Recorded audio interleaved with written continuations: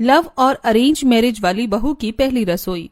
मेरे लिए इससे अच्छा कोई और तरीका नहीं है अपना वीकेंड गुजारने का। आराम से सन बात लो और बस ऐसे मजे करो। हाँ, लेकिन तेरे ये मजे के दिन ज्यादा दिन नहीं रहने वाले हैं काव्या, क्योंकि अब तो तेरी शादी हो जाएगी ना। हाँ, मेरे माँ बाबा दोनों ही मेरी शादी करवाने के लिए बेताब हैं। जैसे कि मेरी उम्र निकली जा रही है। उम्र नहीं निकली रही है तो अभी बहुत ज्यादा जल्दी भी नहीं है, तो शादी के हिसाब से परफेक्ट है और अच्छा ही तो है। तेरी शादी हो जाएगी, तू अपनी लाइफ में सेटल हो जाएगी। हाँ, लेकिन फिर इस बेचारी की इस आजादी का क्या जो इसे अब मिली हुई है। वो तो है, लेकिन एक ना एक दिन तो सभी को शादी करनी ही होती है ना। मेरी आजादी की तो तुम चिंता नहीं करो। मैं ऐसी लड़की नहीं हूँ जो किसी के भी दबाव में आकर रहे। मैं अपनी सास की भी सास बन जाऊंगी। काव्या की बात को सुनकर उसकी दोनों ही सहेलियां हंस दी, जिसके बाद काव्या और वो ऐसे ही होटल के रूफ पर मजे करने लगी। काव्या एक बेहद ही अमीर लड़की थी, जिसने बचपन से जो कुछ भी मांगा था वो उसे मिला था और उसकी जिंदगी बहुत ही अच्छी गुजर रही थी। लेकिन अब काव्या के माँ बाप उसके लिए उसकी शादी करने को रिश्ता ढूंढ रहे थे, जहां एक घर में उन्होंने उसके फोटो भी दिए हुए थे। वहीं दूसरी तरफ काव्या के लिए जिस घर में बात चल रही थी, उसी घर में उसका एक देवर भी था, जिसकी भी शादी के लिए काव्या के ससुराल वाले लड़की देख रहे थे। सिया, इतनी टेंशन नहीं लेना, सब कुछ ठीक होगा। मैं टेंशन जानबूझकर थोड़ा ले रही हूँ, बस टेंशन हो रही है। तो उससे सच्चा प्यार करती है ना। अगर वो भी तुझसे सच्चा प्यार करता होगा ना तो सारी दुनिया से लड़ जाएगा, लेकिन तेरे बिना किसी से शादी नहीं करेगा। सही कहा, मुझे भी यही लगता है, क्योंकि मेरे घर वाले तो मान जाएंगे, लेकिन उसके घर वालों का नहीं पता है वो मानेंगी भी या नहीं। माँ बताएंगी भी कि क्यों बुलाया है? हाँ हाँ, सुनो, मैंने तुम दोनों के लिए ही ना बड़े अमीर घरों की लड़कियां देखी हैं, बहुत ज्यादा अच्छी हैं। एक नजर तुम लोग भी देख ही लो। और पता है जतिन, तेरे लिए तो मुझे एक पसंद भी आ गई है। माँ, आप तो जानती हो कि लड़कियों और लड़कियों में मेरा कोई भी इंटरेस्ट नहीं था और शायद ना ही कभी बन पाएगा। तो जो भी आपको आपके हिसाब से अच्छी लगे आप उसे ही मेरे लिए चुन लेना। मैं आपकी पसंद में राजी हूँ। ये हुई ना मेरे राजा बेटे वाली बात। लगता है कि भैया ने गोरी चिट्टी भाभी की फोटो छिपकर देख ली थी और आप शरीफ बनने का नाटक कर रही हैं। अरे नहीं, तू तो मुझे जानती ही है। अरे चलो, तुम्हारा बड़ा और आदर्श बेटा तो तुम्हारी ही पसंद पर राजी है। अब छोटे से भी पूछ लो। राहुल, देख और देख कर बता कि ये लड़की कैसी है। नहीं माँ, मुझे किसी लड़की की तस्वीर नहीं देखनी है, आप इसे रख दो। क्यों, क्या हो गया बेटा, क्यों नहीं देखनी है? भैया, सुना तो था कि छोटे भाई बड़े भाइयों की नकल करते हैं, लेकिन आप भी करने लग जाओगे, ये मुझे अंदाजा नहीं था। नहीं गौरी, मैं कोई नकल भी नहीं कर रहा हूँ। दरअसल वो बात यह है कि मुझे एक लड़की पहले से ही पसंद है, तो मैं उसके अलावा किसी से शादी नहीं करूंगा। राहुल की बात को सुनकर पहले तो सभी चौंक गए, लेकिन उसके बाद उसकी माँ विमला बोली, अरे ये तो और भी अच्छी बात है कि तुझे पहले से ही कोई अच्छी लगती है लड़की। तू पहले नहीं बता सकता था? बेकार में मैंने पंडित जी से इतनी मेहनत करवाई। चल बता कि वो कौन है। बता दे बेटा, घबराना नहीं। दरअसल माँ, वो लड़की मेरी पहली पसंद है। पहली बार मैंने उसको एक सब्जी की ठेली पर देखा था, बस तभी से वो मेरे दिल में बस गई। वो पास वाली चोल में रहती है। राहुल की बात को सुनकर सभी घरवाले चौंक गए। और क्या हुआ, आप सभी लोग चुप क्यों हो गए? तो एक चोल की लड़की से शादी करेगा? तेरा दिमाग तो ठीक है। एक चौल की लड़की, उसकी हैसियत हमारे आगे खाक की भी नहीं है, और तू उस 2 कौड़ी की लड़की से शादी करेगा? सबसे पहले तो मैं माँ आपको ये बता दूं कि वो 2 कौड़ी की नहीं है। 2 कौड़ी का होना और गरीब होना दोनों में अंतर है। और जिस 2 कौड़ी की आप बात कर रही है ना, उन 2 कौड़ियों के लिए अक्सर अमीर ही अपना ईमान बेच खाते हैं। समझ आया आपको? मैं सिया से ही प्यार करता हूँ, तो अगर मैं शादी करूंगा तो उसी से करूंगा, नहीं तो ताउम्र मुझे कुंवारा रहने में कोई दिक्कत नहीं है। राहुल, मैं अपना फैसला बता चुका हूँ और अब मैं पीछे भी नहीं हटूंगा माँ। अरे विमला, चलो छोड़ो। अगर तुम्हारे बेटे को कोई लड़की अच्छी लगती है तो खाक डाल दो उसकी हैसियत पर। हमारे घर आकर तो वो इस घर की बेटी ही बन जाएगी, तो तुम उसे अपना लो। ये कैसी बात कर रहे हैं आप? अरे छोड़ो ना माँ, आप एक बहू अपनी मर्जी से ला तो रही हैं, एक अपने बेटे की पसंद की आने दो। विमला को सभी घरवाले कन्विंस करने लगे, जिसके बाद विमला को ना चाहते हुए भी राहुल की शादी उसकी पसंद की लड़की से करने देने के लिए हामी भरनी पड़ी। बस फिर क्या था, नीलम ने सिया और काव्या दोनों के घर ही शादी की बात की और दोनों बेटों का रिश्ता पक्का हो गया। आज के दिन जतिन और राहुल दोनों ही अपने काम से फ्री थे। और माँ, मैं कुछ देर को बाहर जा रहा हूँ। रुक रुक, कहाँ जा रहा है? बाहर माँ, बताया तो आपको, दोस्तों के साथ जा रहा हूँ। नहीं, अभी कहीं नहीं जा। मैं काव्या के घर पर बात कर रही हूँ। आज उसको कहीं घुमाने को ले जाना। वैसे भी काम से तुझे फिर मौका नहीं मिलेगा, और तुम दोनों इसी बहाने एक दूसरे को जान भी पाओगे। ठीक है माँ, करो बात। अगर ऐसा है तो क्या माँ मैं भी आज सिया को कहीं घुमाने ले जाऊं? मुझसे क्यों पूछ रहा है? शादी के लिए उसे पसंद करने से पहले मुझसे पूछा था, जो अब तू पूछ रहा है। बोल। ठीक है माँ, तो मैं सिया को भी घुमाने ले जा रहा हूँ। ऐसे बोलकर राहुल ने भी सिया को फोन कर दिया और इधर से विमला ने काव्या से बात कर ली। कुछ ही देर के बाद दोनों भाई अपनी अपनी मंगेतरों को घुमाने को निकल गए। जहाँ पर बताओ तुम कहाँ जाना पसंद करोगी? कोई भी मेरी लेवल की जगह है। ये एक 5 स्टार रेस्टोरेंट है, यहाँ चलें? क्या कहा? बस 5 स्टार? इन जगहों पर तो बड़ा ही चीप खाना मिलता है। मुझे तो 7 स्टार होटल में जाना है। बोलो, ले चलोगे? ये क्या? ये तो अभी से ही बिल्कुल भी शर्मीली नहीं है। हेलो, बताओगे? हाँ हाँ, चलते हैं ना। जतिन ऐसे बोलकर काव्या के साथ एक 7 स्टार रेस्टोरेंट में गया, जो बहुत ही ज्यादा एक्सपेंसिव था। वहां का माहौल बड़ा ही शांत था। ऐसी शांति में काव्या भी आकर बैठ गई और उसने मेन्यू ले लिया। तो तुमने कुछ चूज किया मंगवाने के लिए? देख रही हूँ। हाँ, तो मुझे खाना है फ्राइड चिकन, साथ में एक hamburger, pizza and low calories वाला लेडीज लंच, डिजर्ट में tart and cake and drink में ब्लू मोजितो। इतना सब तुम खा लोगी? ये कैसा सवाल है भला? अब जितना भी खाया जाए, लेकिन मैं खाना ऐसे ही ऑर्डर करती हूँ, तुम भी कर लो। अरे नहीं नहीं, मैं बस पानी और मोहितो ले लूंगा। ओके। काव्या ने 7 स्टार होटल में इतनी सारी चीजों का ऑर्डर दे दिया। कुछ ही देर में खाना आया और वो दोनों खाते हुए बात करने लगे। तुम बताओ, क्या तुम हो मेरे काबिल? तुम्हारे माँ बाबा ने मुझे पसंद किया है तो कुछ तो देखा ही होगा ना। अच्छा, तो शादी के बाद के जो मेरे शौक हैं और जो खर्चे हैं, मैं उनके साथ कोई कॉम्प्रोमाइज नहीं करूंगी। बोलो, रख पाओगे? कोशिश पूरी रहेगी और बाकी वक्त बता देगा। मेरा खाना हो गया। तुमने कुछ भी नहीं खाया है? ये किस तरह तुमने खाया जो इतना का इतना ही बचा हुआ है? बस मुझे कम ही खाना था। अगर कम खाना था तो इतना सारा खाना ऑर्डर नहीं करना चाहिए था। तुमसे तो मेरे खर्चे अभी से नहीं उठ रहे हैं, तो आगे क्या उठाओगे? वो बात नहीं है, इस सब का बिल मैं ही पे करूंगा, लेकिन रहने दो। ये लीजिए आपका मोहितो। काव्या और जतिन के लिए वो वेटर ड्रिंक ला रहा था। वो बेचारा अचानक से आते ही गिर गया। सभी लोग उसे देखकर उठाने लगे। अरे भाई साहब, आप गिर कैसे गए? उठ जाइए। What the hell? कितनी बेकार सर्विस है इस रेस्टोरेंट की। तो मैं जा रही हूँ। अरे अरे काव्या रुको। भाई साहब, ये लो आपके पैसे। जतिन काव्या को रोकता हुआ उसके पीछे पीछे गया। काव्या गुस्से में अपनी गाड़ी में जाकर बैठ गई थी। एक तरफ से ये सब चल रहा था तो वहीं दूसरी तरफ। हम कहाँ जा रहे हैं? आज तो मैं तुम्हें 5 स्टार होटल की कॉफी पिलाकर लाऊंगा। नहीं, मुझे नहीं जाना है। गाड़ी रोक तो राहुल। क्यों, क्या बात होगी सिया? ये 5 स्टार होटल हम जैसी गरीब लड़कियों के लिए नहीं होते हैं।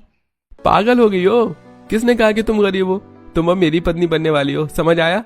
मैं वो नहीं बोल रही हूँ जतिन, लेकिन तुम्हें अच्छा लगेगा क्या कि तुम मुझे किसी ऐसी जगह लेकर जाओ और मुझे वहाँ ऐसा महसूस हो कि मैं यहाँ क्यों आई हूँ, या मेरी हैसियत इतनी नहीं है? बोलो, नहीं ना? मुझे आउट ऑफ प्लेस महसूस करवाने में तुम्हें खुशी नहीं होगी ना? तो गाड़ी को रोक दो। हम किसी गरीब की चाय पर चलते हैं, वहाँ चाय की दुकान के बाहर चाय पियेंगे और बिस्कुट खाएंगे। इसीलिए मैंने तुम्हें चुना है सिया। लड़कियों की भीड़ में बहुत कम लड़कियां ऐसी होती हैं जिन्हें धन दौलत का कोई लोभ लालच नहीं होता, और वो तुम हो। चलो चलते हैं। राहुल की बात को सुनकर सिया बस मुस्कुरा दी, जिसके बाद वो दोनों एक चाय की दुकान पर चले गए और राहुल ने सिया के लिए चाय के साथ नमकीन भी ले ली और वो वहीं बैठकर चाय पीने लगे। एकदम कड़क पत्ती की चाय है, जैसे कि मुझे अच्छी लगती है। क्या हुआ राहुल, कुछ बात है क्या? सिया, एक बात कहूँ? तुम्हारे साथ के लिए ना मैं अपने माँ बाप से भी लड़ गया हूँ। हमारी शादी ऐसे ही नहीं हो रही है। उसके पीछे मेरे परिवार की नाराजगी और मेरी जिद और मेरा तुम्हारे ऊपर विश्वास है। प्लीज सिया, तुम हमेशा ऐसे ही रहना, कभी नहीं बदलना। मेरे मान को टूटने नहीं देना। कभी मुझे मेरे परिवार से ये ताना न मिले कि मैं लव मैरिज करके बहू लाया हूँ, तो इसमें मेरी गलती है। मैं खुद मर जाऊंगी, लेकिन तुम्हारा जो ये मेरे ऊपर मान है ना, कभी भी इसको आज नहीं आने दूंगी राहुल, और ये मेरा वादा है। सिया ने राहुल को वादा किया, जिसके बाद राहुल सिया को चाय पिलाकर लोकल बाजार में ले गया, जहां से उसने उसे शॉपिंग करवाई। जल्दी बताओ, ये गुलाबी वाली कुर्ती लो या हरा वाला? अरे दोनों ले लो। नहीं, ये तुम भी जानते हो कि मैं दोनों नहीं लूंगी। चलो अब जल्दी से बताओ। सिया ने राहुल से पूछकर उसकी ही पसंद का कुर्ता ले लिया, जिसके बाद वो दोनों ही अपने अपने घर को आ गए। वहीं दूसरी तरफ काव्या ने जतिन को पूरा सताया हुआ था और साथ ही उसने उसका वॉलेट भी खाली करवा लिया था। अरे वाह, आज तो मैंने बहुत सारी शॉपिंग कर ली। ये पी। मेरे सारे पैसे उड़ा दिए और अब खुश हो रही है, लेकिन कम से कम इसका मूड तो सही हो गया।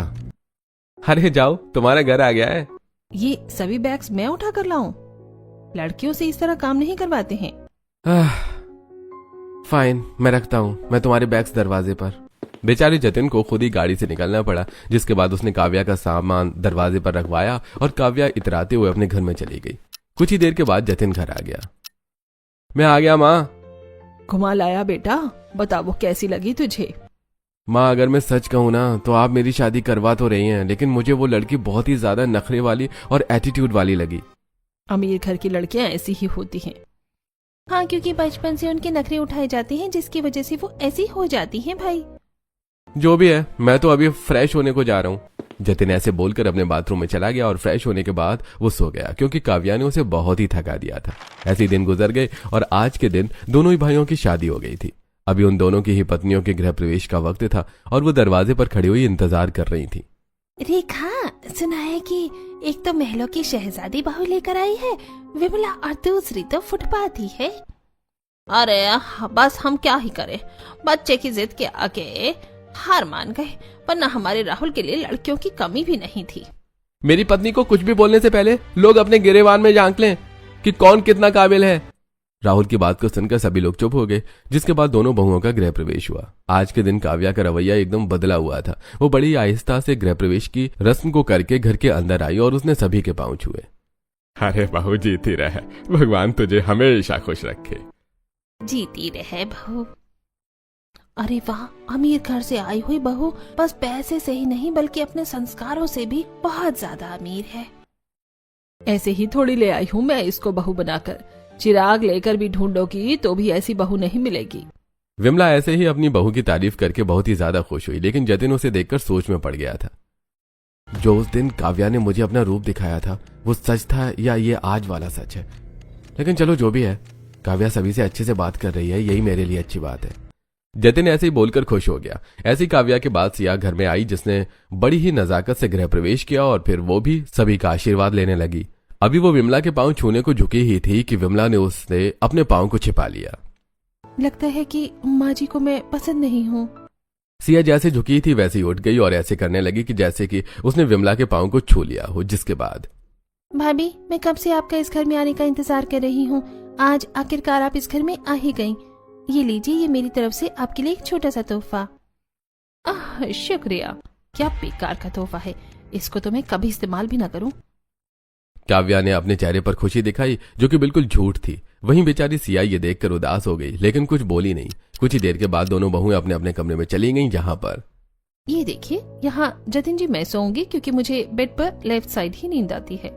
बहुत बढ़िया। और मेरा क्या? मुझे भी तो इधर ही नींद आती है।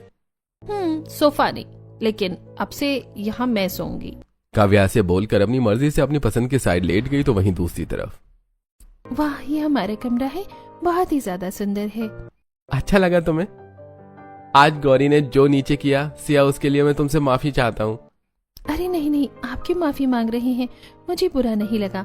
मैं लव मैरिज वाली बहू हूँ ना, तो मुझे परिवार कुछ दिनों के बाद ही अपनाएगा। सिया ने खुद ही खुद को समझा दिया, जिससे कि राहुल को काफी अच्छा लगा। एक तरफ सिया थी जो सच में अच्छी थी, लेकिन कोई भी घर में उसकी अच्छाई को नहीं देख पा रहा था। तो वहीं दूसरी तरफ काव्या थी जो दिल की अच्छी नहीं थी, लेकिन घर में सभी उसे प्यार दे रहे थे। ऐसे ही एक दिन गुजरा और आज के दिन दोनों ही बहुओं की पहली रसोई की रस्म होनी थी। काव्या और सिया दोनों ही अपने कमरे में तैयार हो रही थी। वाह, आज लग रही हूँ ना मैं कि मैं हूँ एक बड़े घर की बहू। चलो अब नीचे चलती हूँ। चलो, मैं तैयार तो हो गई। सच में एक सुहागन होने का एहसास तो अलग ही होता है। अब आज का मेरा टारगेट है अपने खाने से अपने परिवार वालों को खुश करना। मैंने YouTube पर अच्छे से खाना बनाना सीख लिया है। अब मुझे बस आज अपने हाथों का जादू चलाना है। दोनों ही बहुएं ऐसे ही तैयार हो गईं और पहले काव्या नीचे गई। आ गई मेरी बहू। हाय, किसी की नजर न लग जाए, कितनी सोनी लग रही है। आजा, मैं तुझे आज सभी से मिलवाती हूँ। विमला ऐसे बोलकर काव्या को सभी मेहमानों के बीच ले गई, जहां पर वाह बहू, बड़ा रंग खिल रहा है। बस ऐसे ही अपनी रंग की तरह आज तू अपने हाथ से भी सभी को दीवाना बना दे। बुआ चिंता ना करे, ऐसे ही होगा। बहू आज तो तू हमारी पसंद का खाना बनाना, क्योंकि इस घर के सदस्यों को तो तू खिला ही देगी अपने हाथों का खाना बनाकर।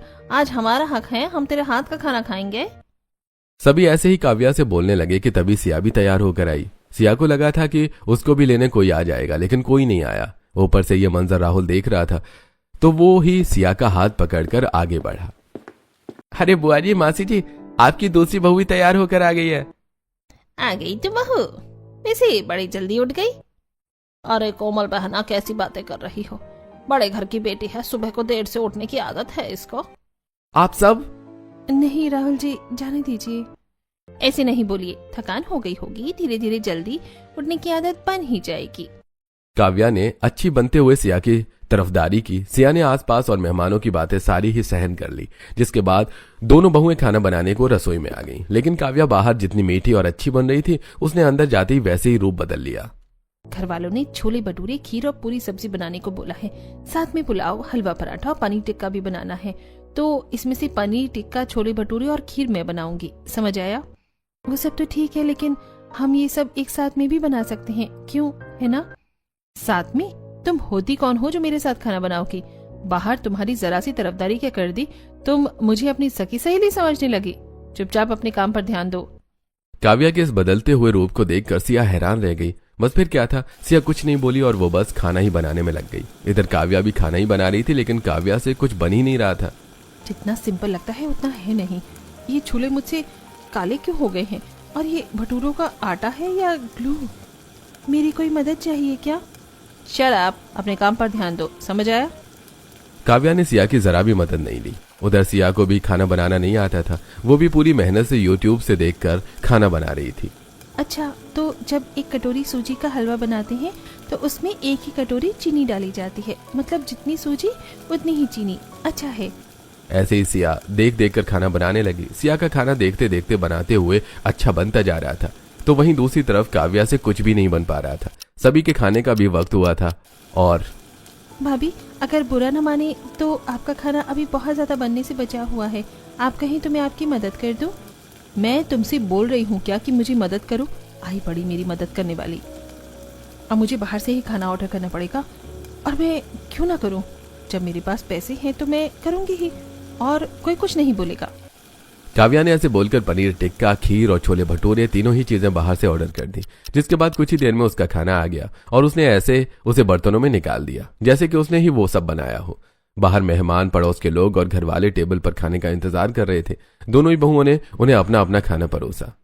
अरे खाना वैसे तो सारा ही लाजवाब बना हुआ है, लेकिन ये खीर, छोले भटूरे और पनीर टिक्का का जवाब नहीं है। एकदम बाहर के जैसा स्वाद है। ये मेरी पसंद की बहू ने बनाया है। अरे विमला बहन, वैसे कुछ भी कहो, तुम्हारे तो भाग खुल गए हैं भैया। काव्या को बहू बनाकर इतना स्वादिष्ट खाना, सतह ही सुंदरता की भी धनी, और घर बार को तो पूछो नहीं।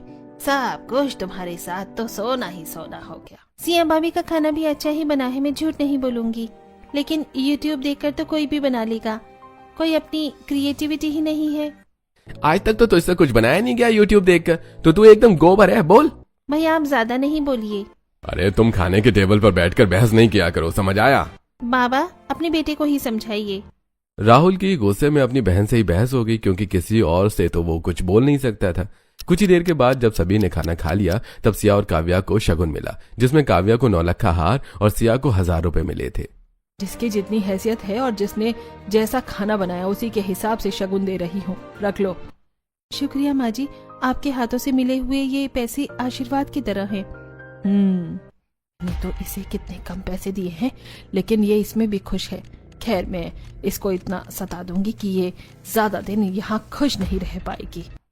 विमला ने मन में सोचा हुआ था कि वो सिया को चैन नहीं लगने देगी, जबकि सिया ने काव्या का सच सभी से छिपाकर एक बड़ा पुण्य वाला काम किया था। कुछ इस तरह से दोनों ही बहुओं की पहली रसोई की रस्म हुई। ऐसे ही अब 1 हफ्ता गुजर गया था और इस 1 हफ्ते में काव्या न जाने क्यों बहुत ही ज्यादा अच्छी बनने की कोशिश कर रही थी। वो अकेली घर का सारा काम कर देती थी और सुबह को जल्दी भी उठ जाती थी। ऐसे ही आज के दिन जब सिया उठकर आई तो सारा घर साफ था। लगता है आज भी काव्या भाभी ने ही झाड़ू का काम कर दिया है। कोई नहीं, मैं बर्तन साफ कर देती हूँ। अरे, ये भी एकदम साफ है, बर्तन भी धुल गए और खाना भी बन गया। यहाँ पर भी कोई काम नहीं है, कपड़े भी धुल गए। हाँ, बड़े घर की बेटी, जब आप सोने में मगन थी ना, तब हमारी भाभी ने सभी काम कर डाले हैं। जाओ, अभी भी आराम ही कर लो। गौरी, अभी तो बस 8 ही बजे हैं। मुझे सच में ऐसा अंदाजा नहीं था कि भाभी सारा काम ही निपटा देंगी। ये मनहूस कपड़े भी सूख ही गए। अच्छा है कि मैंने सभी के उठने से पहले खाना भी मंगवाकर बर्तन में डाल दिया। अब तो मेरा ही गुणगान होगा। काव्या ये सब बस सिया को नीचे दिखाने को कर रही थी। ऐसे ही 1-2 दिन और गुजरे और आज के दिन दोनों ही बहुएं अलग अलग बाजार आई हुई थी। काव्या एक बड़े से मॉल में थी और सिया छोटे से बाजार में। वाह, इस बार भी मेरे फेवरेट ब्रांड चैनल की कलेक्शन कितनी अच्छी है। मन तो कर रहा है कि सब ले लूं, लेकिन अभी तो मैं अपने ससुराल में हूँ। अरे हाँ, अपनी ननंद के लिए कुछ ले लेती हूँ और सासू माँ के लिए भी। मन तो नहीं कर रहा, लेकिन अच्छी बनने के लिए लेना तो पड़ेगा ही। काव्या ने ऐसे ही खुद के साथ जबरदस्ती करके अपनी सास और नंद के लिए सामान ले लिया। दूसरी तरफ सिया के पास थोड़े से ही पैसे थे। मेरे पास ज्यादा पैसे नहीं है, नहीं तो मैं अपनी सास के लिए साड़ी लेती। लेकिन अब क्या हो सकता है, अब तो मैं कुछ मोटा छोटा सा अपनी ननंद गौरी के लिए ही ले लेती हूँ। सिया ने ऐसे बोलकर गौरी के लिए एक छोटा सा ब्लशर ले लिया। कुछ ही देर के बाद दोनों बहुएं ही घर पहुंच गईं, जहां पहले काव्या ने अपनी सास और नंद को सामान दिया। मैं शॉपिंग कर रही थी और मेरा दिल नहीं माना, तो मैंने आप लोगों के लिए भी सामान ले लिया। ये लो गौरी, तुम्हारे लिए ब्रांडेड जैकेट। कैसी है? जी भाभी, ये तो बहुत ही ज्यादा प्यारी जैकेट है, सच में। मैं जानती ही थी कि तुम्हें ये बहुत ज्यादा पसंद आएगी। ये लीजिए माँ जी, ये आपके लिए साड़ी। अरे वाह, मेरी बहू तो लाखों में एक है। विमला की बात को सुनकर काव्या खुश हो गई। पीछे ही सिया भी खड़ी हुई थी। गौरी उसे देखकर ताना मारते हुए बोली, ये भाभी भी तो बाजार गई थी, लेकिन इन्होंने तो हमारे बारे में कुछ सोचा नहीं होगा, क्यों, है ना? नहीं माँ जी, ऐसा नहीं है। मेरे पास ज्यादा पैसे नहीं थे, तो मैं बस गौरी के लिए एक ब्लशर ले आई हूँ। गौरी लो, तुम्हें अच्छा लगेगा। नहीं चाहिए, रख लीजिए आप ही। मैं तुम्हारे लिए बड़े ही मन से लेकर आई हूँ। सिया ने अपना तोहफा काफी देना चाहा, लेकिन सिया ने उससे वो नहीं लिया। ऐसे ही चलते चलते 1 महीना गुजर गया था। इस 1 महीने में काव्या ने अपने परिवार वालों की नजर में बहुत ही अच्छी जगह बना ली थी। सभी उसे बहुत ही अच्छे बहू समझते थे। ऐसे ही दिन गुजर रहे थे कि आज के दिन काव्या के बाप का अमरेंद्र के पास फोन आया। हेलो समधी जी, कैसे हो? अरे मैं अच्छा हूं, आप बताइए, आप कैसे हैं? हम भी ठीक हैं। बस अपनी बेटी के बारे में पूछना था। कैसी है वो? ठीक से रह तो रही है? अरे ये भी कोई पूछने वाली बात है?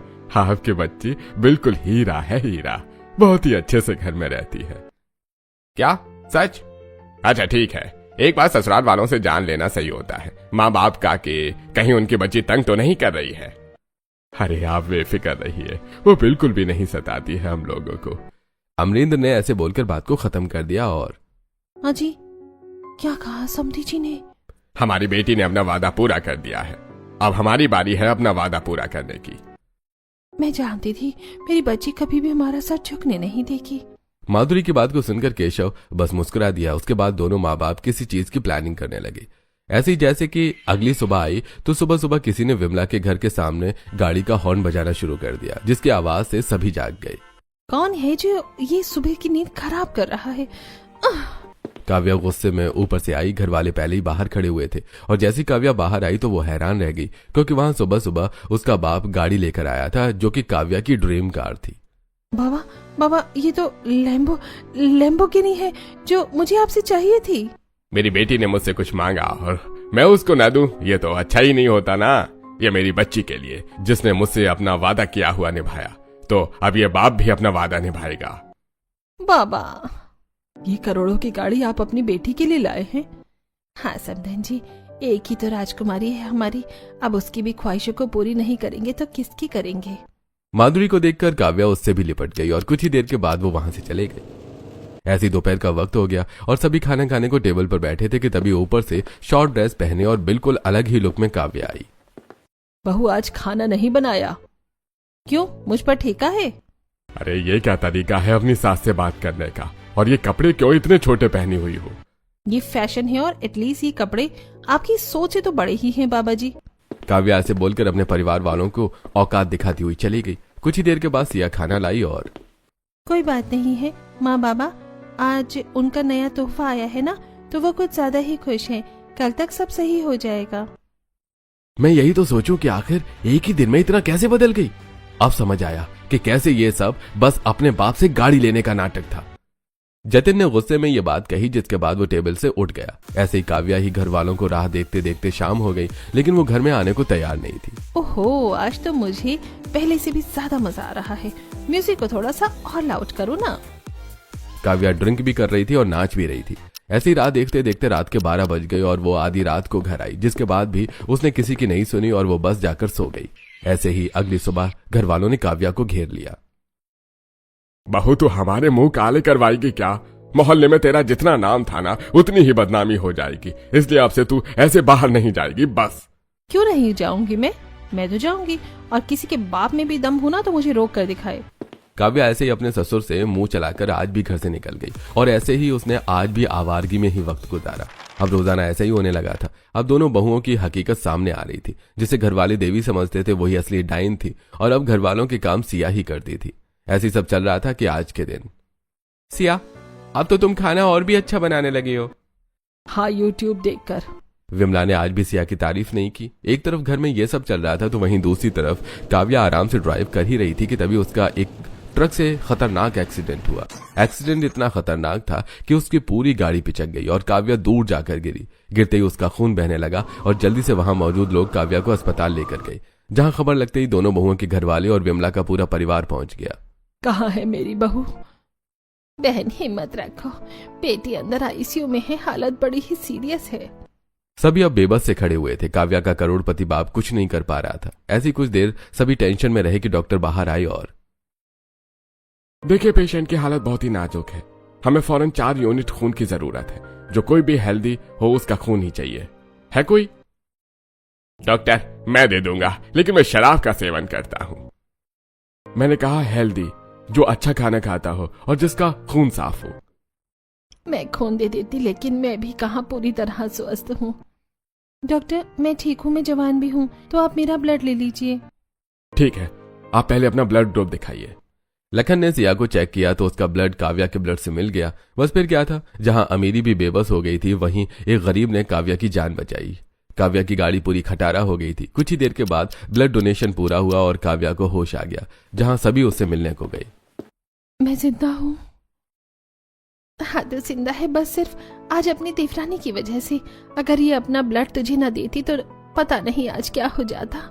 हम अमीर लोग आज हार गए। सच में, जब जिंदगी खेलती हो तो पैसा भी कोई मोल नहीं रखता। सुना तुमने कि तुम्हारी माँ ने क्या कहा? जिस पैसे और गाड़ी के घमंड में तुम निकलती थी ना, आज वही तुम्हारी जान के दुश्मन बन गए, और जिससे तुम जलती थी उसने आज तुम्हारी जान को बचा लिया। समझी काव्या? और घर में सभी इसी लव मैरिज वाली बहू को गरीब, भिखारन और बुरा भला बोलते थे। आज के दिन सभी को सिया की अच्छाई और अहमियत का अंदाजा हो गया था। सभी काव्या को भी अभी समझा ही रहे थे कि तभी सिया बोल पड़ी। बस कीजिए, ये सब बातें बाद में हो जाएंगी। जेठानी जी अभी आप आराम करो और कुछ भी सोचने की जरूरत नहीं है, उससे आपके दिमाग पर असर पड़ेगा। बस ये समझ जाना कि मुसीबत में पैसा भी रखा रह जाता है, लेकिन अपने हमेशा ही काम आते हैं। इसीलिए अमीरी पैसे से नहीं, रिश्तों की अहम है। तुमने मुझ पर ऐसा एहसान कर दिया है, ना ही मैं चाहकर भी इसको उतार सकती हूँ। मेरी तो समझ भी नहीं आ रहा है कि मैं तुमसे माफी मांगू या क्या करूँ। कुछ मत करो, बस आराम करो।